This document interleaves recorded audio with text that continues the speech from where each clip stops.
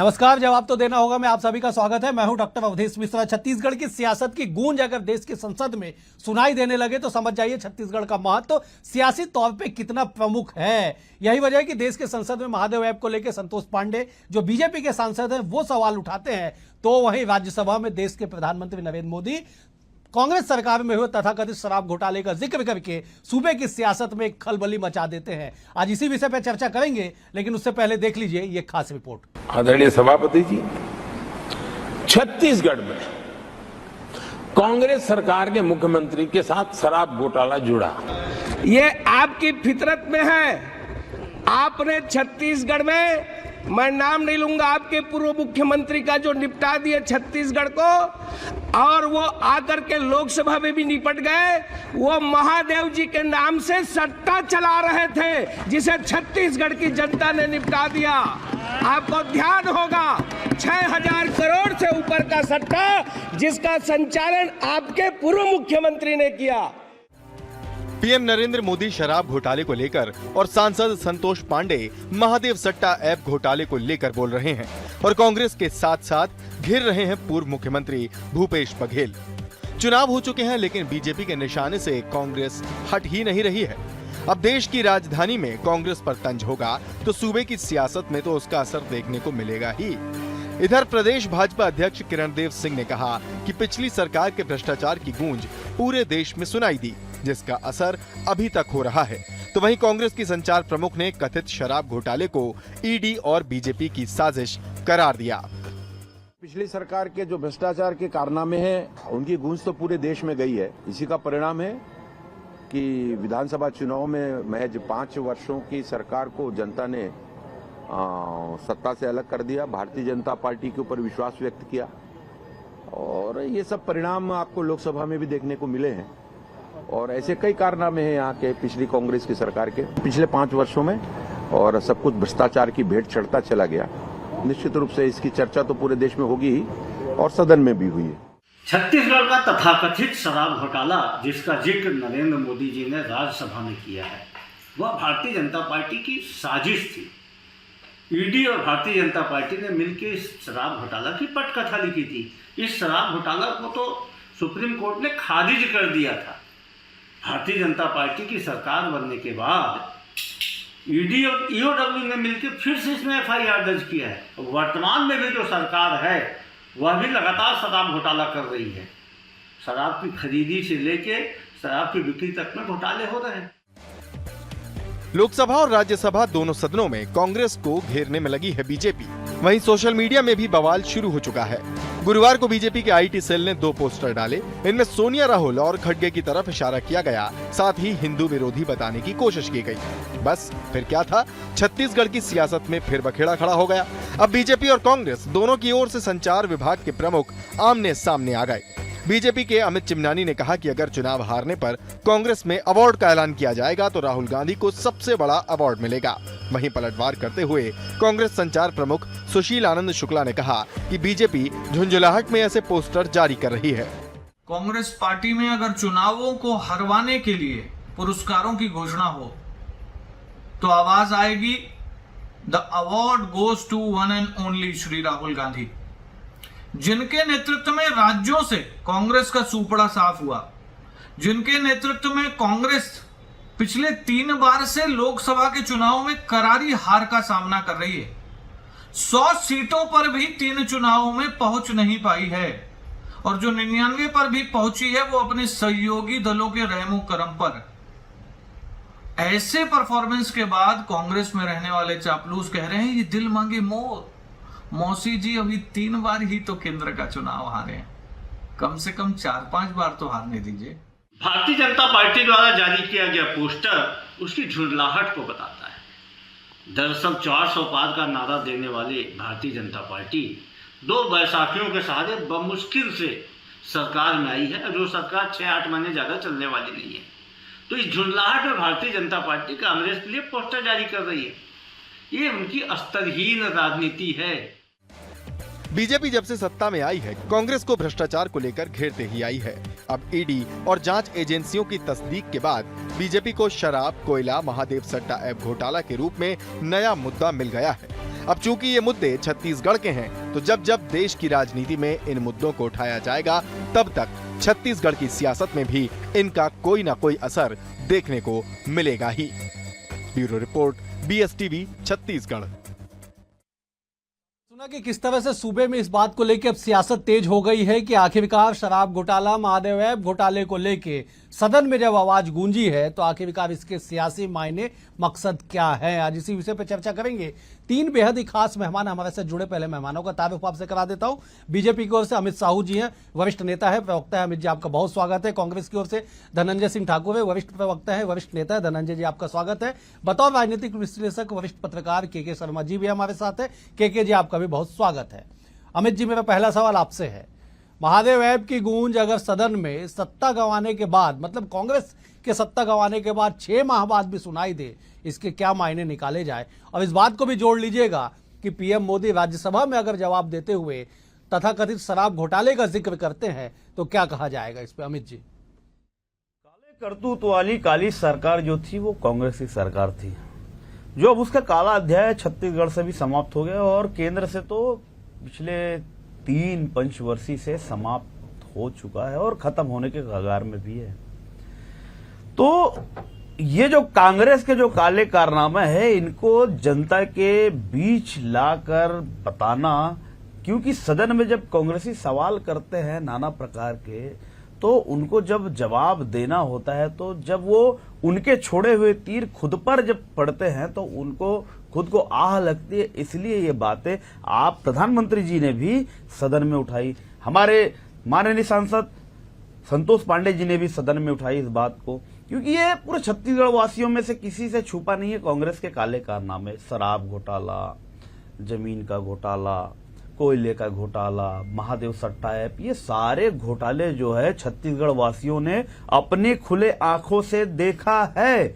और शराब के अन्य जितने भी उपक्रम होते हैं उनका घोटाला भी छत्तीसगढ़ वासियों ने देखा है। इसीलिए जिस सरकार को छत्तीसगढ़ वासियों ने लाया था, उसी सरकार को छत्तीसगढ़ वासियों ने साथ सम्मान विदाई दी। इसलिए आज भारतीय जनता पार्टी की सरकार आज यहाँ है। और अगर ऐसे में भी अगर ये कांग्रेसी सदन के अंदर सवाल उठाएंगे तो उनको भी जवाब अपने अतीत का देना होगा उदय भाई, इसीलिए ये सारी बातें हो। ठीक है धनंजय जी, यही सवाल आपसे है।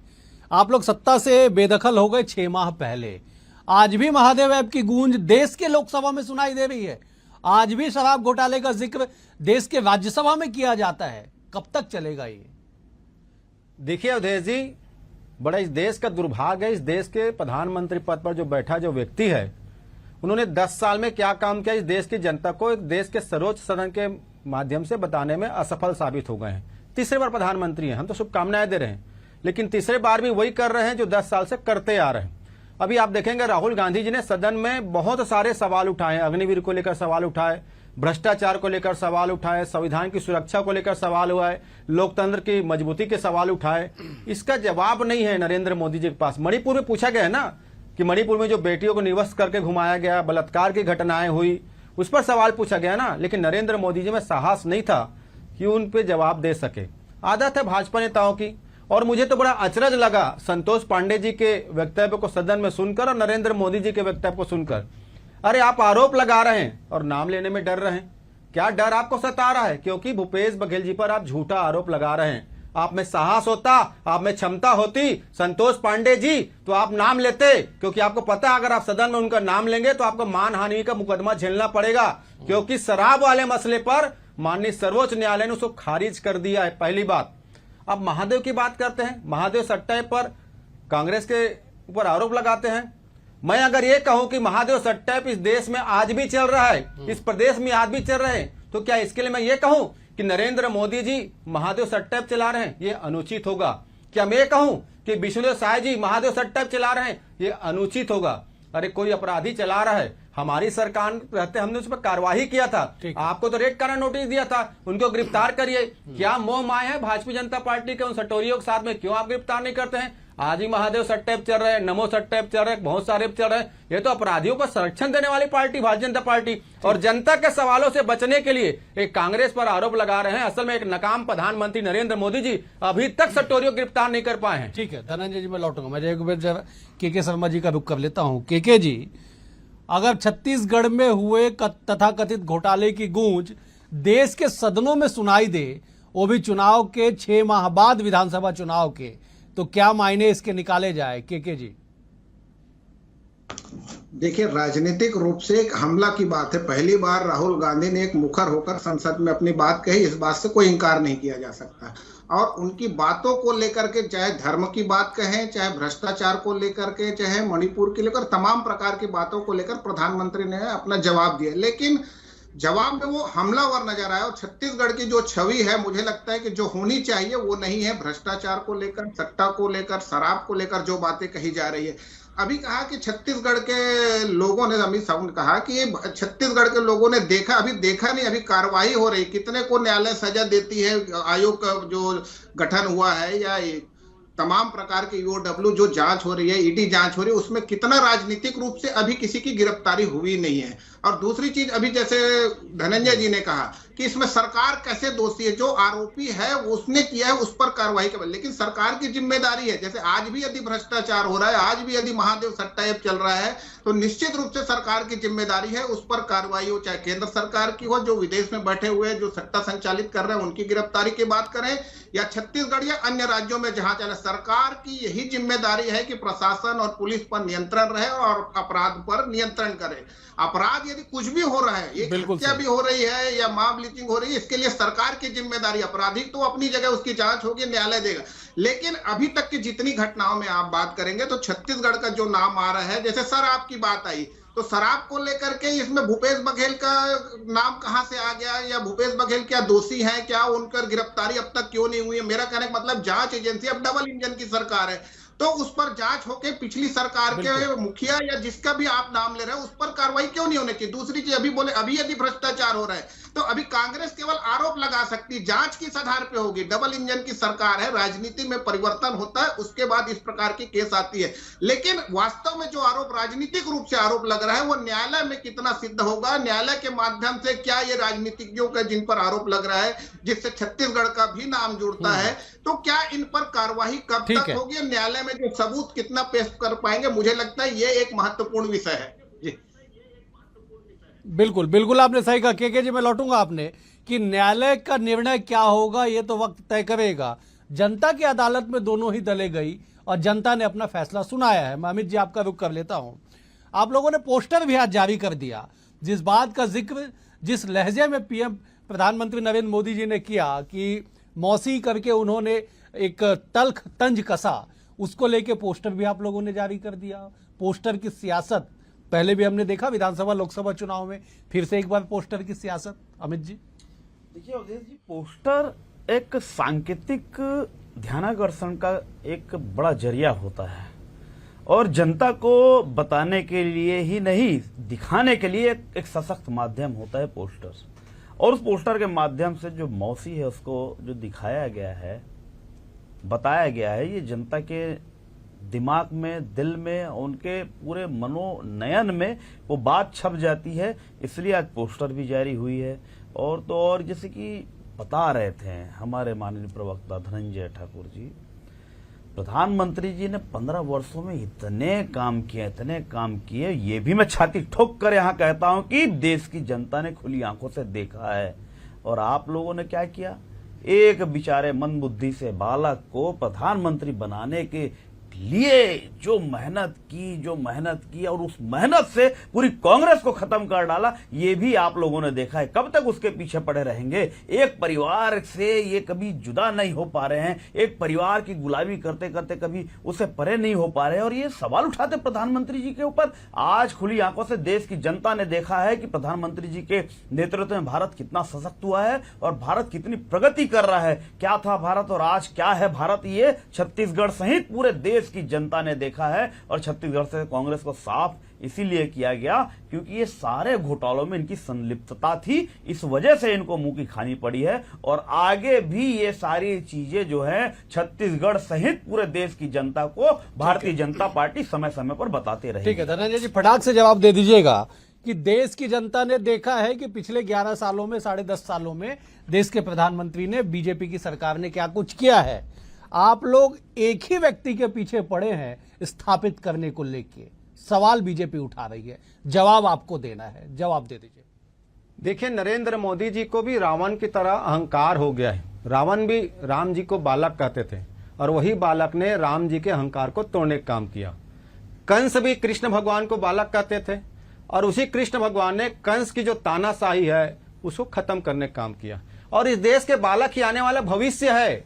इस वयोवृद्ध व्यक्ति को समझना चाहिए कि उन्होंने 10 साल में कुछ नहीं कर पाया और ये जो बालक है, जो नवजात है, जो नौनिहाल है ना, जो आने वाला भविष्य है, कम से कम उनको अपमानित ना करें। नरेंद्र मोदी जी, आप बालकों का अपमान कर रहे हैं।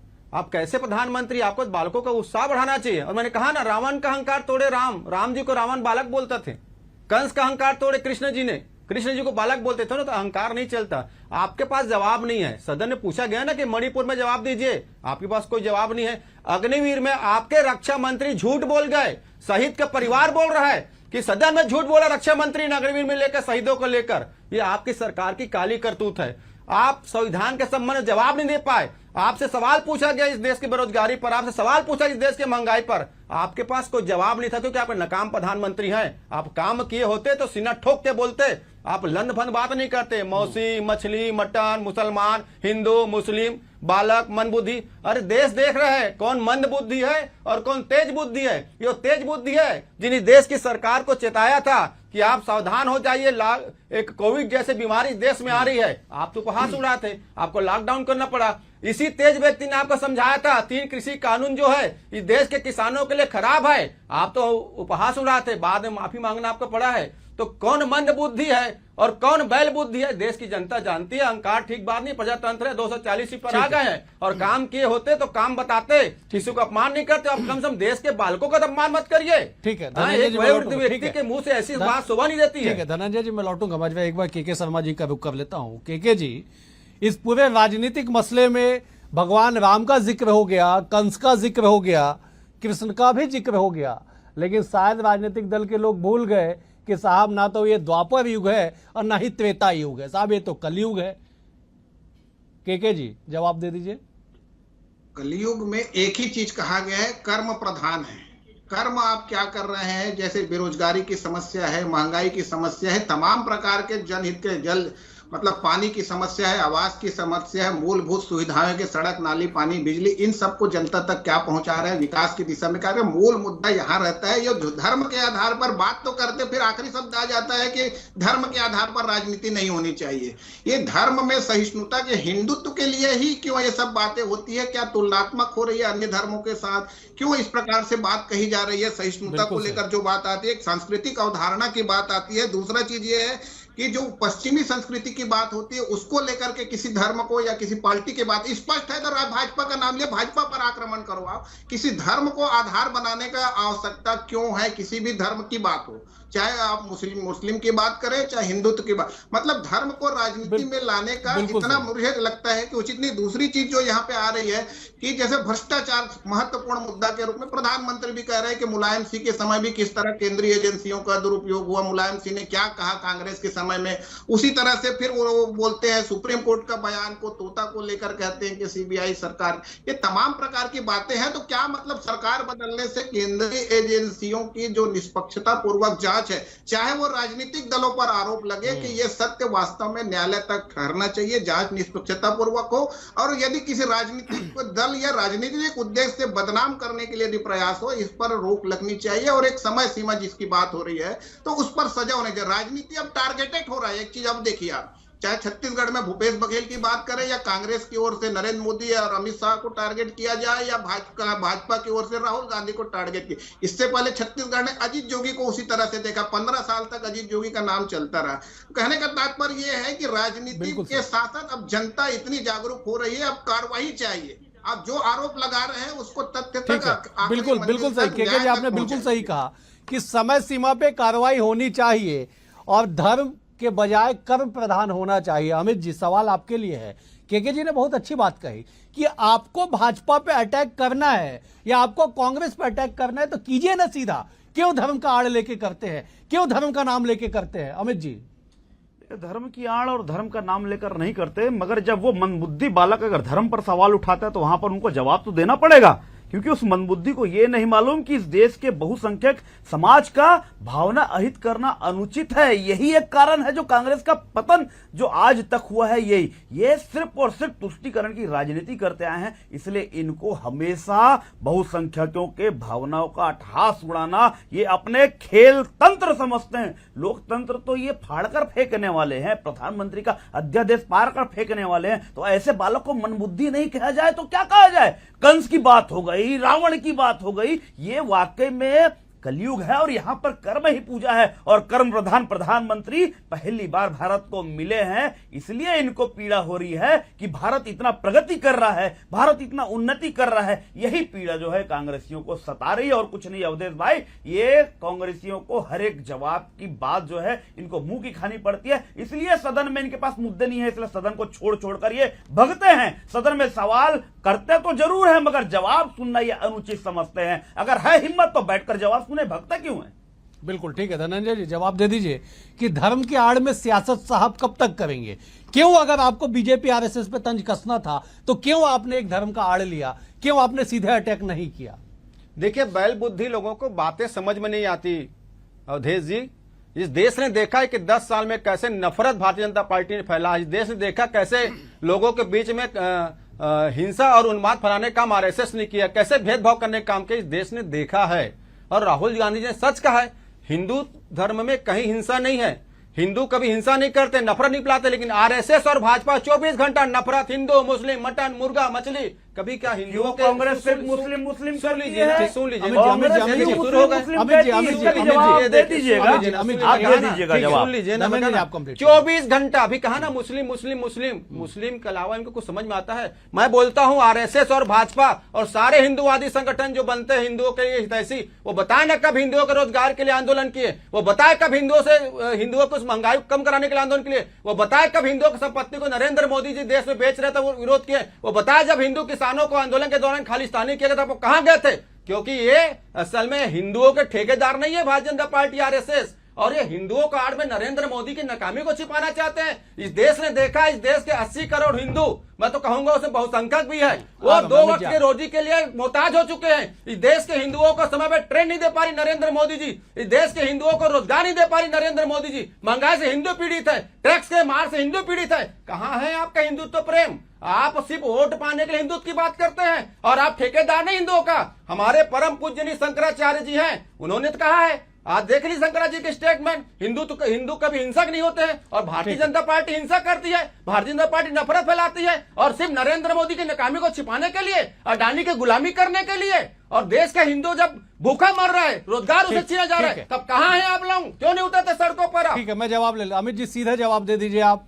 देखिए, हिंदुत्व की भाषा कांग्रेसियों के मुंह से शोभा नहीं देती, क्योंकि ये वही जिहादी समर्थक लोग थे जो कहते थे कि इस देश के हर सरकारी संस्थानों पर, हर सरकार के दिए हुए अधिकारों पर सबसे पहला अधिकार अल्पसंख्यकों का है। ये ऐसे दोहरे चरित्र वाले लोग क्या बात करते हैं? जो पहला अधिकार देश के संसाधनों पर मुसलमानों का है कहने वाले ये कांग्रेसी आज हिंदुत्व की बात कर रहे हैं। अरे शर्म से डूब के मर जाना चाहिए इनको। तो बात क्या करते हैं? आज हिंदुओं के रक्षा के लिए जहां भारतीय जनता पार्टी के मुंह खुलते हैं तो इनको पीड़ा होती है कि हिंदुओं के रक्षक के लिए भारतीय जनता पार्टी भगवा ध्वज हाथ में लिए खड़ा है, मगर ये तो हरा ध्वज लेकर सभी संसाधनों पर पहला अधिकार उनका है। ये कहने वाले बेशरम कांग्रेसी समझ चुके हैं अमित जी, अब खत्म कहानी है। ठीक है, मैं धनंजय जी मैं आऊंगा आपके पास। एक सेकंड दीजिए मुझे, एक काउंटर जरूरी है। ठीक है, 10 सेकंड दिया। देखिए, बैल बुद्धि लोगों को समझ में नहीं आता है ना। अरे अल्पसंख्यक मतलब सिख होता है, राहुल गांधी होता है। अरे बैल बुद्धि क्या जानेंगे? अरे इनके पास अकल होता तो हिंदुओं के रोजगार की बात करते, इनके पास अकल होता है हिंदुओं की महंगाई बात करते, इनके अकल होता तो जो देश का संपत्ति को नरेंद्र मोदी बेच रहे उससे बात करते। अरे बैल बुद्धि लोगों को शर्म नहीं आती? बैल बुद्धि लोग, इनके नेता बैल बुद्धि, इनके पार्टी बैल बुद्धि। अरे मूर्खों की पार्टी है, हिंदू अपनी सड़कों में भटक रहा है और ये हिंदू की बात करते हैं, शर्म नहीं आता? धनंजय जी, अमित जी, ये बैल बुद्धि ये बैल बुद्धि क्या जानेंगे? ये शंकराचार्य का अपमान करते हैं बैल बुद्धि लोग, ये बैल बुद्धि लोग। अरे ये हिंदुओं के टैक्स वसूलने वाले लोग, हिंदुओं से लूटने वाले लोग, हिंदुओं का रोजगार छीनने वाले लोग, धनंजय जी, धनंजय जी, गुलाबी शंकराचार्य का अपमान करते हैं, कभी कोई अमित जी, भाजपा हिंदुओं का ठेका ठीक है धनंजय जी, हिंदू मारते हैं, हिंदुओं पर टैक्स लगाते धनंजय जी, हैं, ये तो खून पीने वाले लोग हैं। धनंजय जी, अमित जी, ये धनंजय जी, अमित जी, ये शंकराचार्य का अपमान करते हैं। ठीक है। इनके नेता बैल बुद्धि, मुझे समाप्त करना होगा, मुझे समाप्त करना होगा, धनंजय जी, मुझे समाप्त करना होगा, बैल बुद्धि लोग, ठीक है धनंजय जी, मुझे समाप्त करना होगा, दंगा अमित कराते ठीक है, हैं। अमित धनंजय जी, मुझे समाप्त करना होगा। आप लोगों ने पूरी ताकत के साथ अपनी बातों को रखा, पूरी सियासत के साथ अपनी बातों को रखा और पूरे दमदारी से आपने अपनी बातों को रखा, लेकिन तकनीकी तौर पे साहब बहुत छोटी सी बात है, आप दोनों जब एक साथ बोल रहे थे ना, दर्शकों को कुछ समझ नहीं आ रहा था, एक एक करके बोलते तो आपकी बात जरूर समझ आती। मैं एक बार 10 सेकंड के लिए केके जी का रुख कर लेता हूं। केके जी, क्लोजिंग स्टेटमेंट, इस तरह की सियासत से क्या लाभ होना है राजनीतिक दलों का? 10 सेकंड में केके जी। देखिए, राजनीतिक रूप से धर्म का जो उपयोग कर रहे हैं ठीक है, लेकिन इसको विभाजित करना हिंदुत्व में, अब भाजपा का हिंदुत्व और कांग्रेस का हिंदुत्व क्या दो भाग में बढ़ गया? विचारधारा हिंदुत्व है, हिंदुत्व को लेकर यदि भाजपा पर आरोप करना है, मान लो भाजपा या भ्रष्टाचारी, भाजपा ही हिंसक हो सकते हैं, लेकिन हिंदुत्व की बात कहाँ आती? महत्वपूर्ण बात यहाँ पे उसी तरह से कांग्रेस की बात होती है। कांग्रेस यदि मुस्लिम या अन्य सभी धर्मों को समभाव की बात कर रही है, उसमें कांग्रेस का हिंदुत्व अलग है क्या? हिंदुत्व को लेकर जिस ढंग से बात हो रही है तो निश्चित रूप से चर्चा का विषय। हिंदू में जो धर्म गुरु हैं वो इस पर अपनी बात रख रहे हैं, जो धर्म के जो प्रमुख रूप से कहा जाए कि केके जी, समय का अभाव है। केके जी बेहद शुक्रिया आपका, अमित बेहद शुक्रिया, धनंजय जी आपका भी शुक्रिया। कुल मिला के ये कि सूबे की सियासत जब देश के सदन में गूंजेगी तब पता चलता है कि छत्तीसगढ़ का महत्व सियासी तौर पे कितना ज्यादा है, और यही वजह है कि लगातार इन बातों को, इन मुद्दों को लेकर बीजेपी सड़क से लेकर सदन तक हमलावर दिखाई पड़ रही है। इन तमाम चीजों का आने वाले समय में क्या कुछ असर होगा, इसके लिए कुछ इंतजार करना होगा। फिलहाल आज के लिए इतना ही, कल एक और विषय के साथ होगी मुलाकात, तब तक के लिए नमस्कार।